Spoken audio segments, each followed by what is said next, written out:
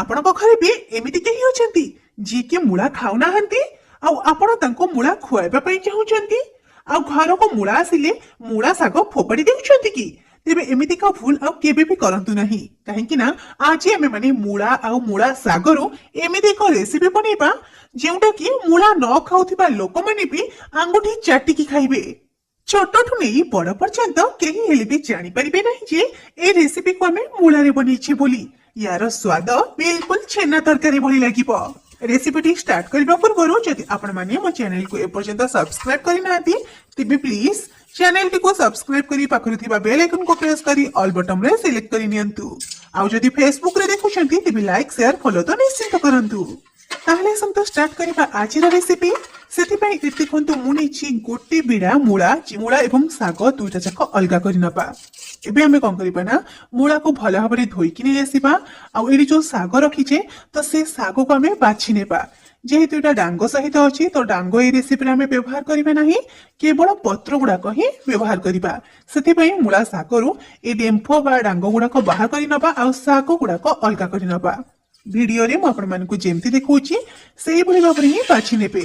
ଆପଣ ଚାହିଁଲେ ଏଇ ଯୋଉ ମୂଳା ଶାଗର ଡେମ୍ଫ ଗୁଡାକ ୟାକୁ ରାଇରେ ମଧ୍ୟ ବ୍ୟବହାର କରିପାରିବେ ବା ରାଇ ବନେଇ ପାରିବେ।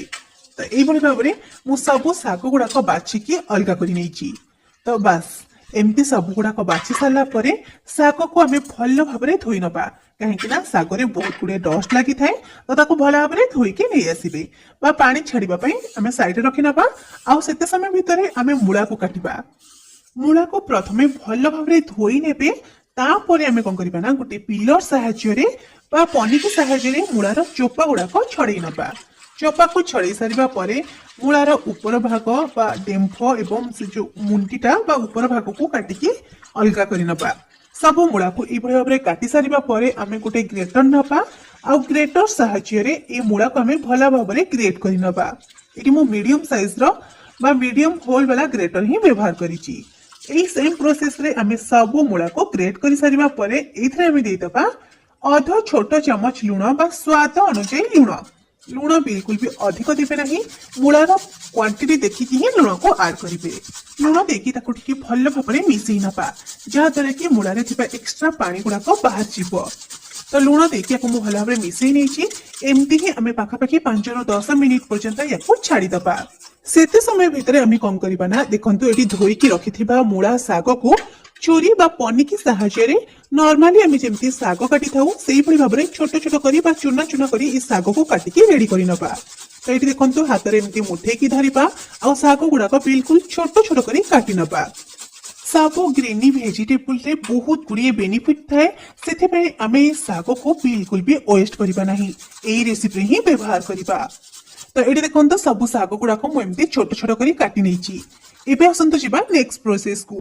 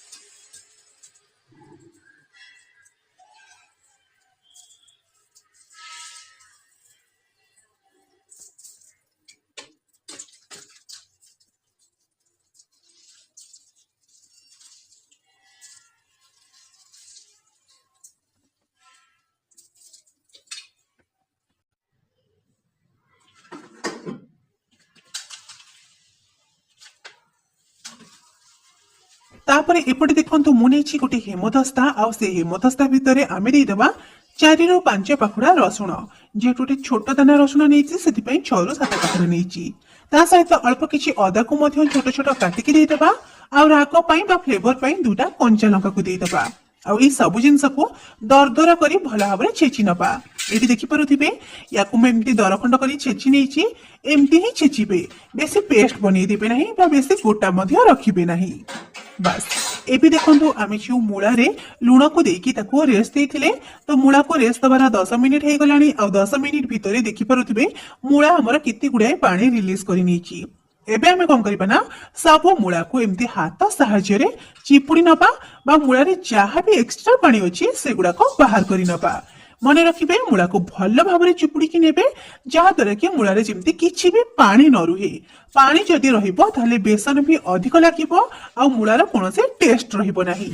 तो सब मूला को एई भाव में चिपुड़ी नहीं आ देखि पारुथिबे मूलार केते गुड़िए पानी बाहरी।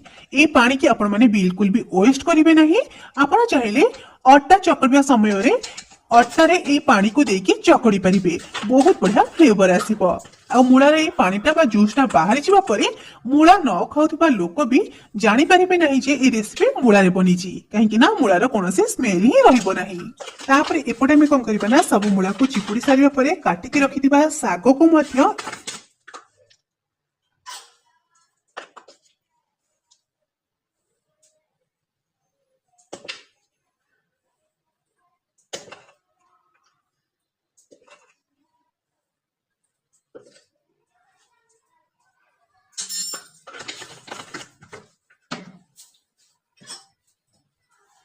ए मूला सहित देदेबा।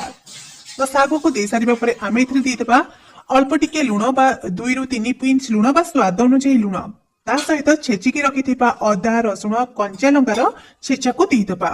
आ ता सहित देदेबा 1 रु 2 पिंच हळदी गुंड। आ एबे थरा में देदेबा 4 चमच पाखापाखि बेसन। एटी मु नॉर्मल चमच नेछि जोटा कि हमें घरे प्रतिदिन व्यवहार करिथाउ। मूलार क्वांटिटी हिसाब रे बेसन रो क्वांटिटी मध्य कम बेसी लागि पारे, तो देखिकी ही इतने बेसन को ऐड करिवे। जदि मूला रे अधिक पानी रहिथिबो तेबे एठी बेसन भी अधिक लागिबो। जेहेतु मु मूला को भल भाव रे चिपुड़ी कि नेछि सेथिबा एठी कम बेसन रे एठी हमर भल भाव रे ए डोटा बनि के रेडी हे जाईछि। तो एठी देखि पारुथिबे याको मु भल भाव रे बेसन सहित मिसई नेछि। तापरे आमे कोन करिबा ना एगुडा को एम्ति गोल गोल शेप देइ देबा। किंतु आमे जे ए गुळा बनिबा तार साइज बेसी बड़ रखिबा नाही।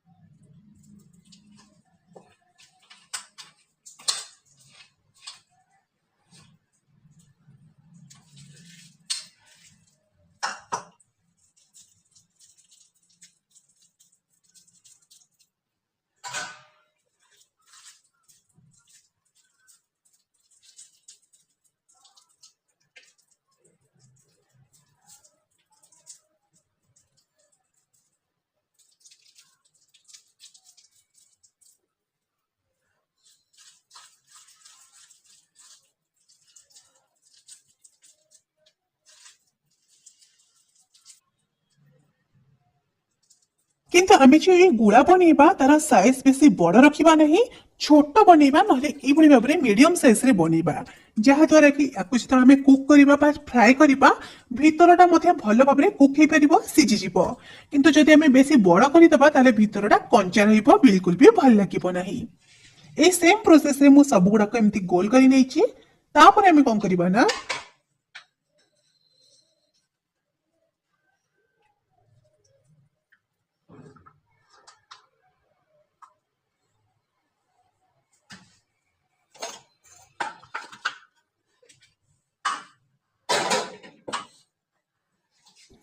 रेसिपी पे आमे गोटे मसला बनैबा। सेठी पे मु गोटे ग्राइंडर जार रे दे दोची 7 रु 8 पाखुड़ा रसुण, ता सहित 1 इंच पाखापाखि अदा को छोट छोट काटिकी दे दोची। एबे तो मु फाळे मीडियम साइज रो पियाज को मध्य काटिकी दे दोची आ गोटे बड़ साइज रो टमाटो को मध्य छोट छोट काटिकी एथिरे दे दोची। बस ए सब जिंस को बाटिकी यार गोटे चिकन पेस्ट बनेकी नहीं आसीबा।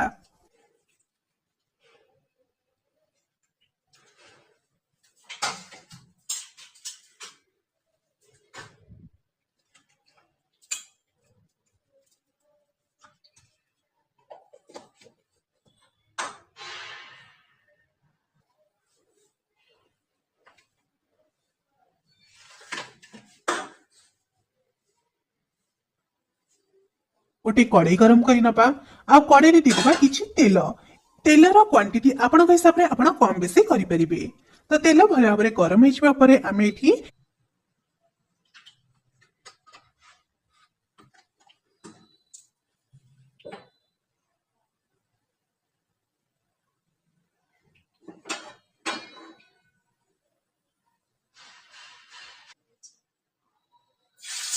बनेकी रखिथिबा बॉल गुड़ाक एमती गोटे गोटे करके ऐड करिबा। गैस रो फ्लेम को मीडियम टू हाई फ्लेम रे ही रखिबा। आ गोटे पट साइड भल भाबरे गोल्डन की छाणी हिजिबा परे जाईकी याको हमें उल्टेइबा आ चारि पट साइड रो खूब भल भाबरे गोल्डन करके छाणी नबा। गैस रो फ्लेम को मीडियम फ्लेम रे ही रखिबे, बेसी हाई कर दिबे नाही, नहले कोन अपना ऊपरटा गोल्डन हिजिबो किंतु भीतरटा कंचा रहि जिवो। आ लो फ्लेम रे भी बिल्कुल छाणीबे नाही, नहले एटा बेसी तेल को ऑब्जर्व करि नबो।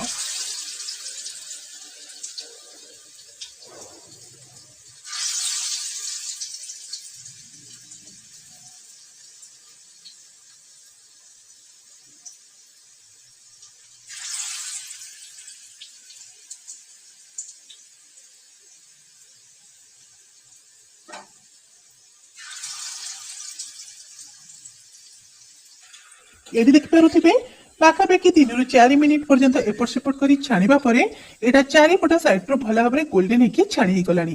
तो एगुडा सब आमे बाहर करि नबा, गोटे प्लेट बा थाली रे रखि नबा। याको आपण माने चाहिले एमती स्नैक्स भाबरे मध्ये सर्व करि परिबे, किंतु जेहेतु आज हमर तरकारी बनेबा सेति पई कड़ाई रे थिबा एक्स्ट्रा तेल को मु बाहर करि नेछि।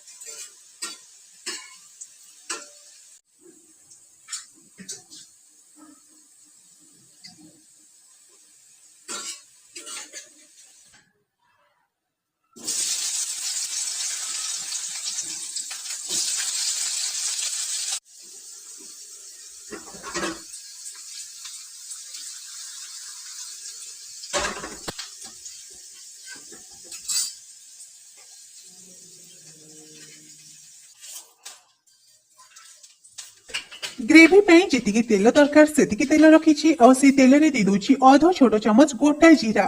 जीरा टिके फुटी जिबा परे बा भाजी हि जिबा परे आमे एठी ग्राइंड करी रखिथिबा मसला को दे दबा।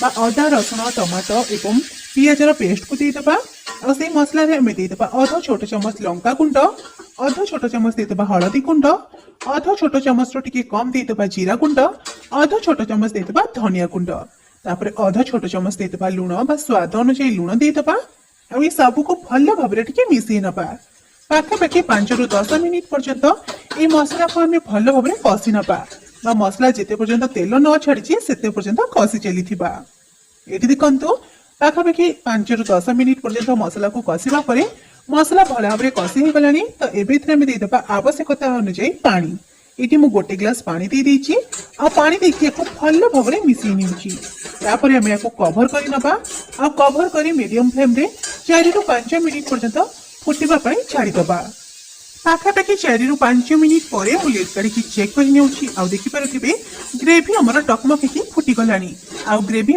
आग अपेक्षा टे बहलिया क्वांटिटी टे कम हो जाइए तो ये स्टेज रे आम छाणिकी रखी मूला कोफ्ता को आड कर नबा मूलार बल गुड़ाक आड कर नबा और भल भाव मिसई नबा जदि आप ग्रेवी रे आलू दवाई चाहूथे तेज किसी आलू को तेल में भाजिकी पारे ना तो सीजा आलू को मसला कषिकी आड करें एवं कभर कर पाखापाखि लो फ्लेम रे 5 मिनिट पर्यंत फुटापी छाड़ीदबा पाखापाखि 5 मिनिट पर लिड काढ़ी चेक कर देखिपे ये आमर कोफ्ता गुड़ाक के सफ्ट हो गलानी और हल्का फुलीगला भाया लगुच ये स्टेज में देदेबा अध छोट चमच गरम मसला देखिए भल भाव मिसई नबा आपड़ चाहिए ये स्टेज में किसी फ्रेश धनिया पत्र को काटिकी आड करें तो आपको भल भाव मिसई सारापर एवं गैस फ्लेम को ऑफ कर नबा या गरमा गरम सर्व कर नबा ग्रेवी कंसिस्टेंसी टिके पतला रखिथे कहीं ठंडा होगला आउ टिके बहलिया